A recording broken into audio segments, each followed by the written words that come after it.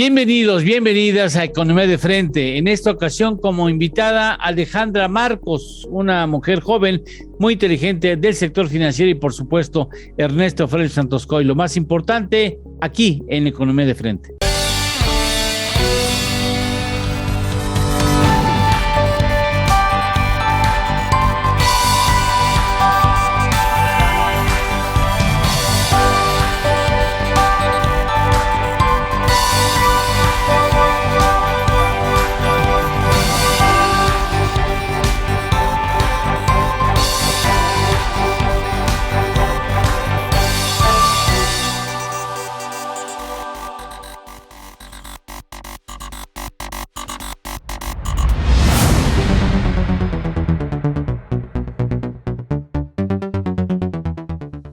Bien, pues comenzamos primero saludando a Ernesto Félix Santos Coy para que tengan la gentileza de presentarnos a la invitada en esta ocasión.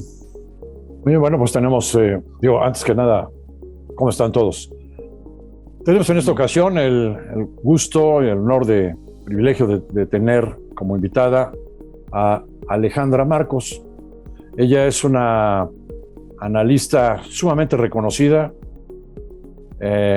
analista financiera, económico, bursátil, tiene más de 20 años de experiencia, actualmente es directora de análisis del grupo financiero Intercam, ha estado en otras instituciones como Banorte, ella es licenciada en Administración de la Universidad de Anáhuac y pues pertenece a toda una familia pues inmersa en el sistema financiero mexicano.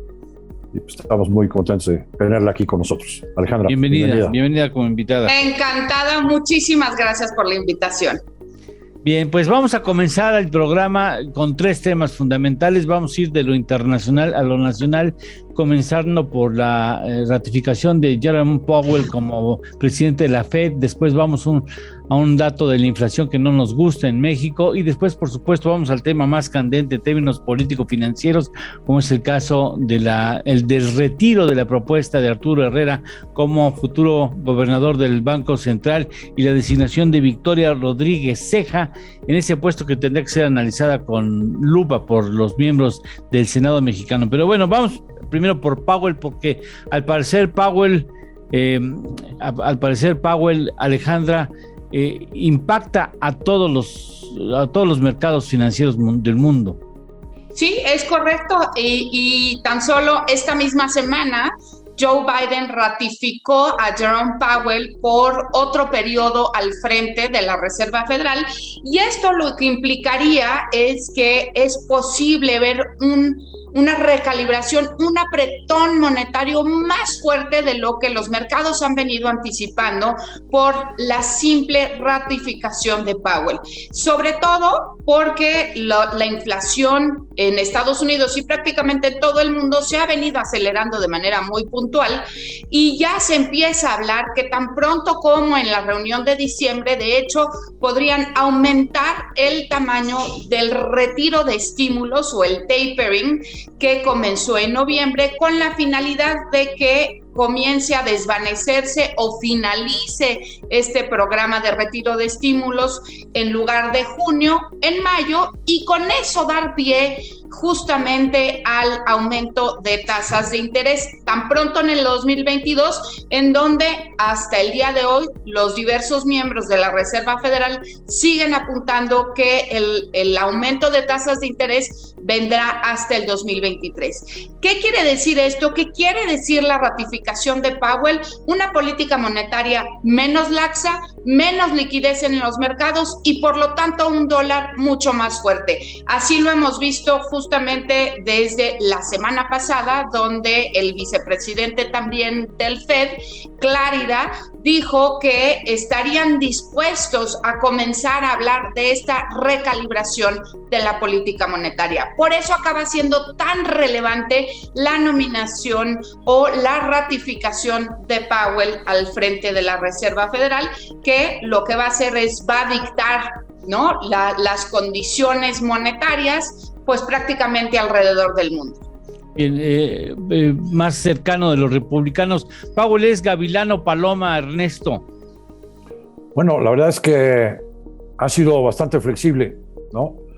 Al momento de que llegó la pandemia, pues el señor no se tentó los nervios, ¿no? Para hacer una política monetaria o regresar a una política monetaria totalmente extrema, como incluso pues realmente lo ameritó la crisis económica por la pandemia. De nueva cuenta bajó la tasa de interés a 0 y de nueva cuenta implementó un programa de creación de dinero impresionante. Prácticamente en pocos meses, ¿no? Se subió más de 50% la oferta de dólares en la economía.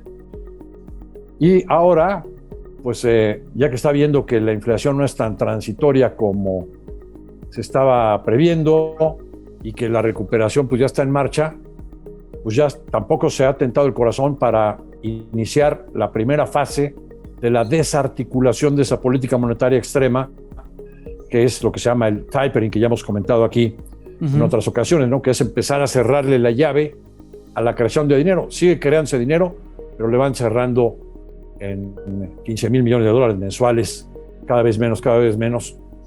Y es un paso previo a un incremento de tasas de interés. ¿Por qué Alejandra nos comenta que representa una política menos laxa esta confirmación de un nuevo mandato del señor Powell? Bueno, pues porque todo el mundo se enteró de que el presidente tenía otra carta, que es la señora Lea Brainard, que pues también es una macroeconomista destacada dentro de la Fed y que ha trabajado con Powell, pero que podría haber representado una alternativa de ser un poco más laxa, o sea, de retrasar el tapering o hacerlo más chiquito, ¿no? Y de retrasar el incremento de tasas de interés. Entonces, pues las consecuencias hubieran sido muy distintas, ¿no? Me parece que con la nominación del señor Powell hubo un primer voto de confianza favorable a una reacción positiva en los mercados, ¿no?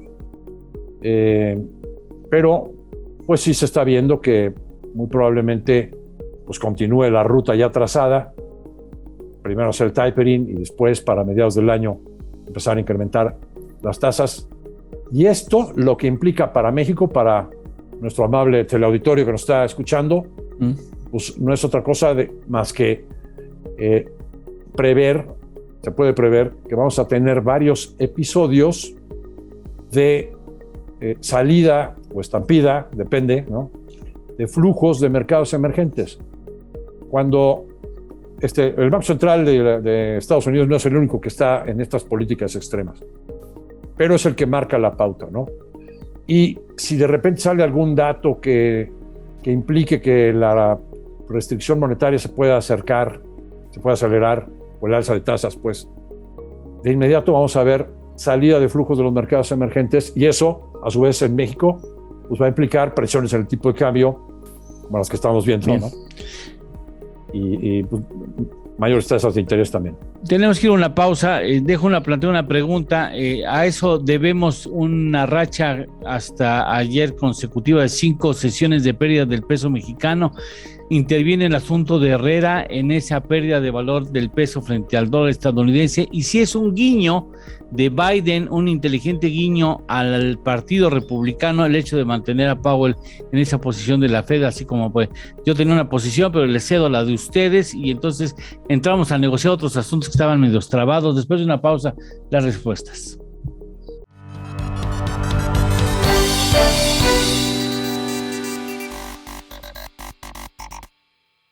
¿Conoces una plataforma de capacitación?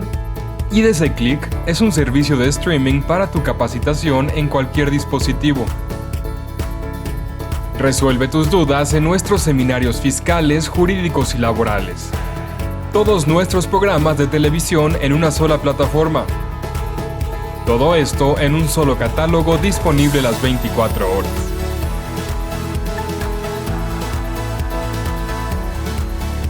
Únete a la familia IDC con la mejor plataforma para una capacitación completa. IDC Click, tu mejor opción.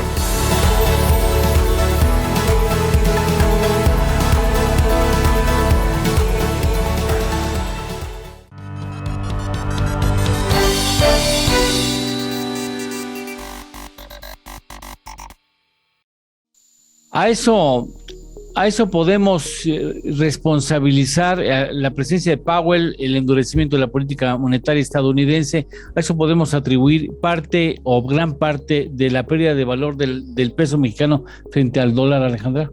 Sí, yo creo que, y lo hemos visto, no nada más se trata de una depreciación del peso, sino es una apreciación del dólar prácticamente contra todas las monedas, tanto duras como emergentes. Creo que lo que vamos a ver el resto del año y de cara al 2022 es un ciclo de alza del dólar. Este desescalamiento que hablaba Ernesto, que está poniendo en marcha la Reserva Federal, lo que trae como consecuencia es rendimientos mayores en el bono del Tesoro a 10 años. Tan solo en muy poquitos días ha alcanzado nuevamente niveles de 1.66 que no habíamos visto desde inicios de este año, y es natural porque ante menor liquidez en los mercados, mayores rendimientos de mejor calidad, generalmente los primeros que acaban sufriendo son los mercados emergentes, y en ese sentido pues es natural pensar que claro, nos vamos a enfrentar a mucha volatilidad el año que entra. Yo creo que, como lo decía muy bien Ernesto, cualquier dato que apunte hacia una mayor restricción monetaria va a generar un dólar más fuerte. Pero sí, finalmente creo que estamos frente a un ciclo de alza del dólar generalizado. No nada más es contra el peso, sino prácticamente contra todas las monedas alrededor del mundo. Tiene sus políticas el señor Biden, y me imagino, Ernesto, que quedar bien con esa ratificación de Powell al frente de la Fed puede ayudarle en su trato con el Partido Republicano. Desde luego que sí. Más quería comentar que lo que está diciendo Alejandra, ¿no? Sí creo, y creo que ella también, una parte del incremento del tipo de cambio se debe a Powell, pero hay otros factores que también están que vamos a atender ahorita precisamente. Así es. Ahora, a tu pregunta concreta, sí creo que es una estrategia derivada, ¿no?, de esta confirmación o ratificación de un nuevo mandato para Powell. Pues, digamos, sí es un guiño para el Partido Republicano, sí lo creo también. Sí, lo crees. Una carambola de dos bandas, por lo pronto. Ahora, un complejo escenario, porque Alejandra presionaría al Banco de México a tomar una posición más fuerte, de mayor fuerza en el incremento en las tasas de interés de referencia. El hecho de que Powell ya esté ahí, tengamos una inflación en presente y ahora una futura gobernadora del Banco Central. Sí, y antes de empezar a abordar esa pregunta, sí me gustaría señalar, tal cual como empezó a decirlo justamente ahorita Ernesto, esta debilidad del peso se ha sumado en estos últimos momentos, en estos últimos días, justamente por el retiro de Herrera y la nominación de Victoria Rodríguez como la próxima gobernadora de Banco de México. Y esto no tiene otra respuesta más que incertidumbre sobre el actuar, la conducción y la recalibración de la política monetaria en México, que va a acabar siendo fundamental para la economía mexicana en el 2022. Lo decías justamente hace rato, Eduardo, se va a juntar el tapering, se va a juntar probablemente la subida de tasas de interés, una inflación que no solo no cede, sino se ha acelerado en las últimas lecturas, y Banco de México tendría que ser muy vigilante y saber conducir esta política monetaria de manera tal que pudiera de manera muy eficiente anclar las expectativas de inflación en el mediano plazo. Y probablemente la nominación de Victoria haga una junta de gobierno un poquito más sesgada al lado dovish o al lado de las palomas, y que por lo tanto a lo mejor Banco de México podría tolerar una inflación más elevada. No sé tú qué opinas, Ernesto, pero creo que a final de cuentas los movimientos que estamos viendo en estos últimos días se están formando como una tormenta perfecta de cara al 2022. Sí, otra vez tenemos circunstancias, ¿no? que están coincidiendo en el tiempo, que pueden generar mucha volatilidad como lo empezamos a ver en los mercados. Quizás tengamos un cierre del año muy movidito. Simplemente, pues hoy tuvimos el dato de inflación, ayer. 7.05. Ya estamos en 7.05. Llama la atención aquí que la inflación no subyacente anda volando por ahí del 11% anual. Eso anticipa que vienen las presiones seguirán. Presiones alcistas seguirán. Así es. Pero la otra no se queda atrás. 5.53 la subyacente. Y es la inflación a la que le quitas en la muestra los elementos volátiles como gasolina, energía eléctrica, los precios del jitomate, la cebolla, el chile, los perecederos. Todo lo volátil se lo quitas. Esa subyacente ya está en 5.53. El máximo tolerable para el Banco de México es 4. Entonces, aunque a mí me parece que el señor Esquivel tiene razón en decir, ¿para qué sube la tasa? Esto es una inflación totalmente de costos. No, pero ahorita ya el asunto de Powell ya hace y desarticula la solidez de esa pregunta, ¿no? Hay dos cuestiones que tienen que cubrirse, dos aspectos. Uno, se necesita cada vez un premio más grande para las inversiones en pesos, para que no haya una fuga de capitales, ¿no? Y dos, necesitas hacer algo para que se vea que el Banco de México está mandando alguna señal para que las expectativas, lo que apuntaba Alejandra, pues no se vayan a quedar ancladas a niveles del 5, del 6 o del 7, ¿no? Nuestra perspectiva, la inflación va a seguir aumentando hacia marzo a niveles del 7.30 y a partir de entonces, si todo va bien, podríamos empezar a ver una reducción, porque también así la prevemos en la inflación importada. Deja plantear una pregunta antes de ir a otra pausa que ya nos alcanzó. El hecho de que sea una mujer el que pueda presidir el Banco de México, ¿le da algún sello especial a su posible participación como gobernadora? Una posición, la mujer tiene una fama de más honesta, la mujer en general como género, más honesta que el hombre. No sé si sea más dura y no sé si se le diga no, señor presidente, al presidente. Vamos a una pausa. ¿A quién le haces la pregunta? Alejandra, por supuesto, yo ya sé tu respuesta. Regresamos.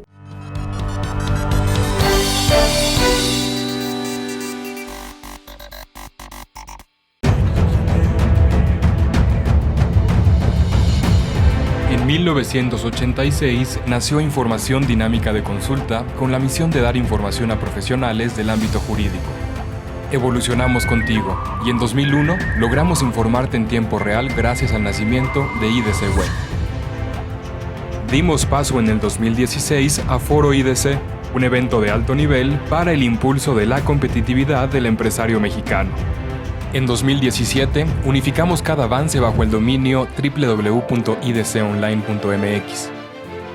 Hoy puedes encontrarnos en múltiples plataformas con información vanguardista y especializada para capacitar e informar a los elementos clave de las empresas.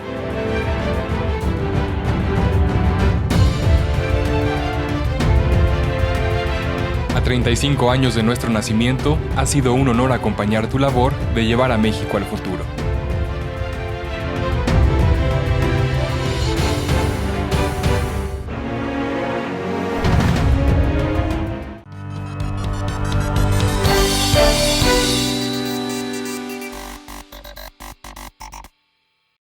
A ver, Alejandra, ¿tú crees que sí, la mujer siempre tiene mayores pantalones que el hombre para decirle, no, señor presidente, así no va?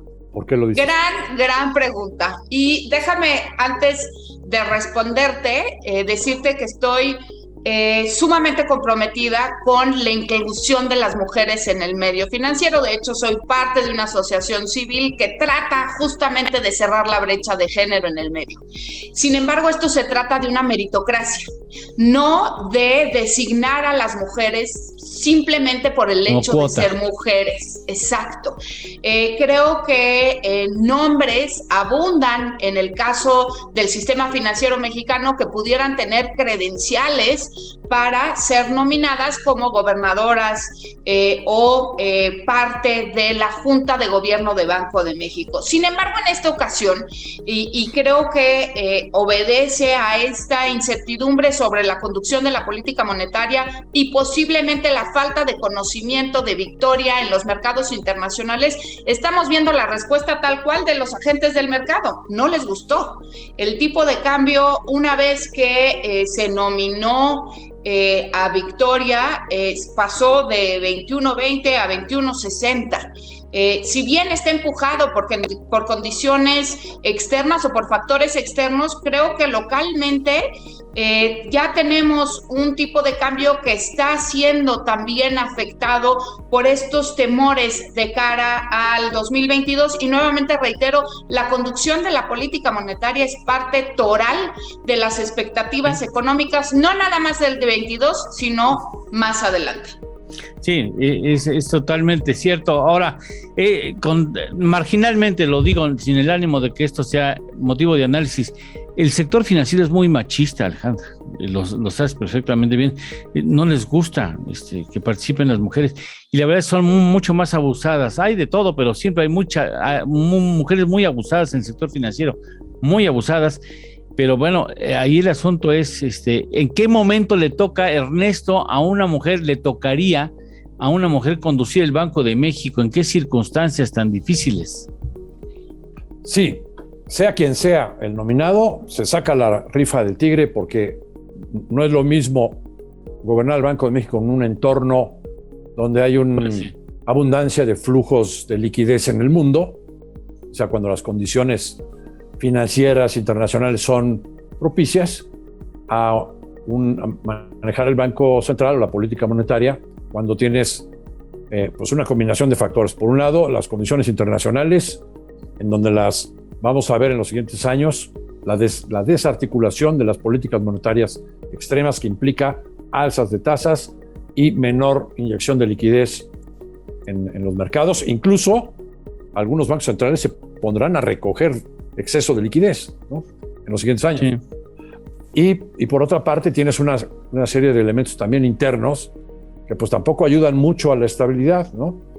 Pues tenemos esta última iniciativa a través de un oficio, ¿no?, de considerar todas las obras de infraestructura como cuestiones de seguridad nacional, y entonces ya no hay manera de que hay una opacidad absoluta, sí. Así es, de que Loret de Mola vuelva a sacar los trapitos al sol de lo que está pasando al interior de las obras, ¿no? Del ejército, o sea, con todo respeto al ejército, ¿eh? El presidente está encubriendo al ejército.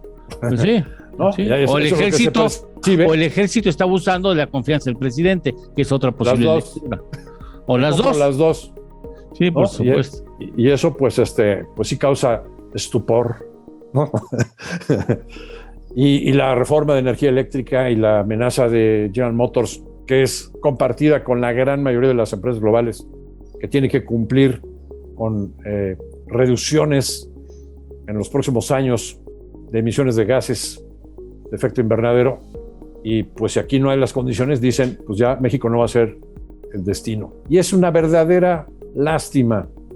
¿Por qué? Pues porque tenemos la oportunidad real de una economía de Estados Unidos que está metiendo dinero por todos lados, ¿no? También del lado fiscal, con oportunidades impresionantes para México dentro del TEMEC. Y pues también tenemos la oportunidad de arrebatarle los puestos de trabajo a China. Pero pues con todas estas políticas estábamos desperdiciando de nueva cuenta las oportunidades. Alejandra. Yo creo que vale la pena rescatar varios puntos de los que hemos tocado ahorita. Cuando cuando estamos viendo una militarización, yo creo que como hace muchos años no la veíamos, va a acabar mal. Este tema de no solo la falta de transparencia, sino el despliegue tan importante que estamos viendo alrededor de todo México en diversas actividades que deberían de corresponder a los civiles, pues habla sobre un Estado que podría estar justamente entre el deber ser como Estado y el deber ser de la milicia. Y creo que ese es un foco rojo sin duda hacia adelante.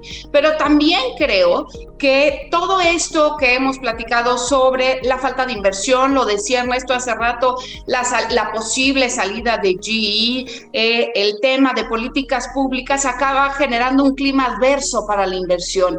Y eso nos condena el potencial de crecimiento económico en el mediano plazo. Claro, en los últimos años la inversión ha quedado bastante reducida como porcentaje del PIB, en lugar de representar el 18-20%, hoy no es más del 13%, pero sí, una vez que se acabe esta brecha de producto, es decir, la capacidad ociosa de la economía, que probablemente nos dé para crecer 22 y un poquito del 23%, pues el potencial de crecimiento económico no va a ser ni siquiera del 2%, Eduardo, va a ser mucho menos.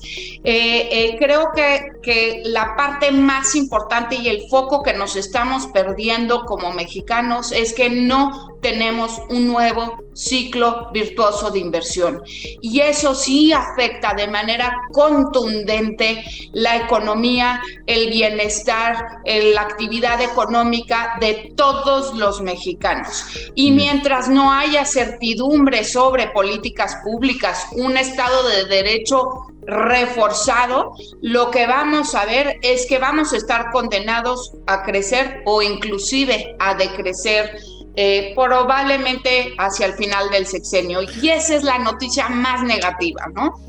Pues qué pena que tenga que agradecerles a ustedes por la terminación del programa, porque nos quedamos sin atender algunos otros asuntos. Ojalá pronto tengamos el privilegio de escucharte, Alejandra, y de estar en esta tu casa, que será desde ahora tu casa televisiva en materia de análisis económico. Muchas gracias. Muchísimas gracias por la invitación. Encantada de estar con ustedes. Ahí confirma Alejandra lo que le dije, que hay mujeres abusadísimas en el sector financiero. Gracias, Ernesto Félix Santoscoy. Que esté muy bien. Adiós, Alejandra, Eduardo. Gracias. Hasta la próxima semana.